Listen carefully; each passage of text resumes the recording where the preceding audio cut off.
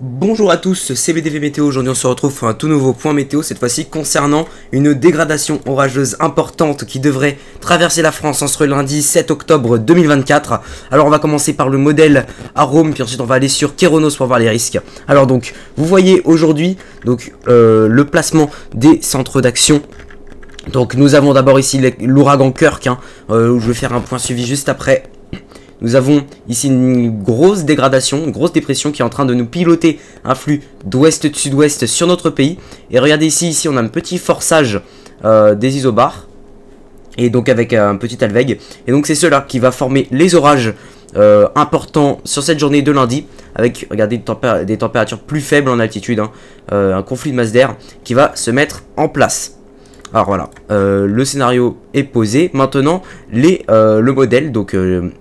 à Rome, aujourd'hui on a quelques petits développements en soirée déjà du côté du Limousin, mais sans grande importance parce que demain, l'une des dégradations les plus puissantes de l'automne va se mettre en place, parallèlement à un épisode Sevenol, mais ça j'en parlerai dans un autre point. Donc vous voyez ici une dégradation orageuse, un beau flux sud-ouest-nord-est, encore une fois un Pyrénées centre-est, nord-est, avec vous voyez ici des précipitations assez intenses et une trace d'orage, parfois même jusqu'au nord du pays, mais en beaucoup moindre intensité. Alors ces orages se développent car il y a une grande instabilité présente, donc la Cape que vous voyez ici est vraiment est très élevé pour un mois d'octobre. On est parfois sur des valeurs à 2000 de Cape sur Arome, donc on peut potentiellement penser à 3000 de Cape assez facilement. On va regarder sur WRF juste après. Du côté des précipitations des précipitations des cellules, vous voyez que on va avoir parfois des orages assez organisés, donc notamment ici une petite ligne qui peut se mettre en place, une autre ici. Cela dit, le potentiel supercellulaire est relativement faible. Malgré que, voilà, on voit quand même un petit forçage ici qui peut donner potentiellement des petites supercellules par-ci par-là. Mais bon, ça reste quand même quelque chose de peu probable demain. En tout cas, les orages ont des sommets nuageux très hauts et très froids. On voit bien ici un risque important de grêle, notamment dans le sud-ouest. Pourquoi pas également dans le nord-est, avec des sommets nuageux parfois jusqu'à moins 60, moins 70 degrés.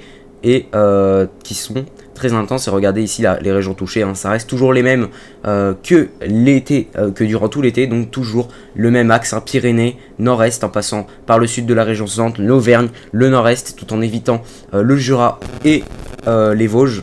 Donc voilà, donc c'est le flux classique cette année, ça doit être les centièmes orages qu'ils vont avoir à ce niveau-là. Voilà, donc c'est à nouveau ce flux-là. Ces orages vont se développer dans un contexte dynamique. Regardez ici la branche de jet pour la journée de lundi. Nous avons un jet assez puissant du côté du sud du pays, jusqu'à 100, 120, 130 km/h. Donc pas mal de dynamisme, malgré que le dynamisme le plus important soit beaucoup plus au nord. Mais c'est donc principalement avec l'initiation de cet air plus frais que ces orages vont se développer. Du côté du modèle WRF, alors WRF qui est en train de se réactualiser, mais je vais le prendre maintenant, comme ça je peux faire les autres points derrière. Donc bon, là ici il est pas très, il voit bien la ligne s'organiser, mais bon, il est pas très parlant étant donné que c'est un modèle qui devient de plus en plus obsolète. Je pense vraiment le modèle il est de moins en moins bien. Du côté de la Cape, cela dit, regardez, on voit des valeurs jusqu'à parfois 2000, 2200, 300 Cape, 2300 Cape. Cela dit, il voit pas les gros orages sur le nord-est celui-là, contrairement à Arome. Sur le 2 km qui est un peu plus précis, même si vous voyez qu'il est, voilà, il va même pas assez loin, on peut que voir le début. Donc cela dit, on peut voir les valeurs de Cape, c'est déjà bien. Et encore, non, on peut même pas voir. On peut même pas voir sur celui-là. Vraiment des modèles pas très impressionnants. Donc Icon D2 qui est un très bon modèle en ce moment en France, Icon. Qui est sur une très bonne série. On va voir ce qu'il donne par rapport au passage de la tempête ex-Kirk. Donc demain, ce que ça donne. Ah oui, il y a aussi du vent, il faut que j'en parle. Donc lui, il voit globalement, vous voyez, des orages. Donc là, c'est le potentiel de foudre. On voit des orages notamment liés ici à l'épisode Sevenol.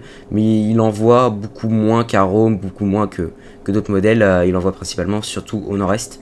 Donc à voir ce qu'il va donner. Mais globalement, la Cape, il a du mal à la voir aussi. Il voit quand même des pointes à 2000, des pointes à 1000. Mais il a plus de mal.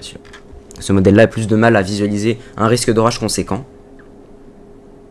Et ce WRF-là, On voit bien ici la ligne qui se met en place, hein. Très très belle ligne, qui, cela dit, est un peu mieux modélisée que les autres. Ok, donc c'est bon à savoir. Après, il y a toute la panoplie de modèles, modèles à maille fine qui sont plus secondaires, entre guillemets. Vous voyez que celui-là bah, ne voit rien. Voilà, c'est normal. C'est UKMO qui est un peu seul dans son lit depuis quelques jours. Là, il fait sa petite dépression dans son coin. Cosmo, modèle italien. On sait jamais des fois qu'ils nous sortent quelque chose de sympathique. Oui, quelques orages première partie d'après-midi. Puis avant la ligne, il envoie quelques trucs sur l'île de France. À vérifier, on sait jamais, qui sait. Avant l'épisode 7 mais ça j'en parlerai plus tard. Ah oui, il faut que je revienne sur Rome pour vous parler du vent, parce qu'il peut y avoir des rafales de vent parfois conséquentes, hein. Ici on voit ici sous cette super cellule. Là, si on peut zoomer, ça va à 200. Attendez, je vais voir. C'est pas une valeur à prendre en compte, étant donné que c'est complètement délirant, hein, 200 km/h. Disons que je ferme un peu les yeux là-dessus, parce que, bon, voilà, c'est... voilà, 150, 160, 170. Bon, disons que le risque venteux est présent. Des orages potentiellement venteux jusqu'à 120, bon, à 120 km/h localement. Mais voilà, donc faut pas prendre au pied de la lettre qu'il va y avoir 170, étant donné que ça reste à Rome, quoi. Donc après, cela dit, c'est possible. Mais bon, voilà, à prendre avec beaucoup de pincettes. Mais globalement, oui, en dézoomant, on peut imaginer qu'il peut y avoir 120 km/h sous ces orages. Mais c'est difficile d'imaginer plus. Attendez, peut-être sur pied à Rome, qui peut voir dans les quantiles quelque chose, si je vois qu'il voit quelque chose de redondant, oula, ouais. En même temps, sous une situation d'orage fort à violent, c'est normal qu'à Rome nous sorte ce genre de petites choses. Mais là, bon, il y aura pas ça, hein. Il y aura pas ça. À la limite, je peux faire scénario par scénario avec vous, mais ça va prendre du temps. Tac, scénario par scénario. Hop, je vais aller vite, tac. Hop, scénario 1, 100 km/h. Vous voyez déjà, on est sur du 100 km/h. Là aussi, on est sur du 100 km/h. Bon, je vais peut-être pas tous les faire. Là, on n'est même pas sur du 100. Sur celui-là, charge, on n'est même pas sur du 100. Vous voyez que globalement, c'est un peu qui c'est qui veut qui met le plus, quoi. Donc vous voyez que là, on n'est pas sur du 100 km/h. Donc voilà, donc ne vous inquiétez pas. Cela dit, il y a quand même malgré tout un petit risque d'avoir des orages venteux. Vous voyez ici 100, 120 km/h, ce qui est un scénario d'orage déjà venteux. Hop, je vais pas trop m'éterniser parce que ça commence à faire long. Faut juste que je regarde du coup Kéronos qui peut-être donc sorti déjà le bulletin Méditerranée, mais ça sera pour le prochain point que je vais tourner. Donc on voit bien quand même, ouais, le risque déjà d'orage qui est quand même de niveau faible à modéré, donc ils auraient pu être élevés parce que voilà, même si le risque d'orage n'est pas réellement parlant, il y a quand même un risque d'orage parfois violent, donc quand même qui peut se mettre en place, mais à voir le Kéronos de demain matin, et puis si besoin, on verra tout ce qui peut se produire. Je vais juste regarder vite fait le bulletin Méditerranée. Ok, vous voyez, donc on est sur un niveau R3, pourquoi pas R4 finalement, mais bon, pour l'instant R3, épisode fort, et ça sera pour le prochain point. Donc prochain point du coup météo que je vais sortir tout à l'heure, j'attends quand même le 12Z de cet après-midi pour le faire, ce sera le point sur l'épisode 7.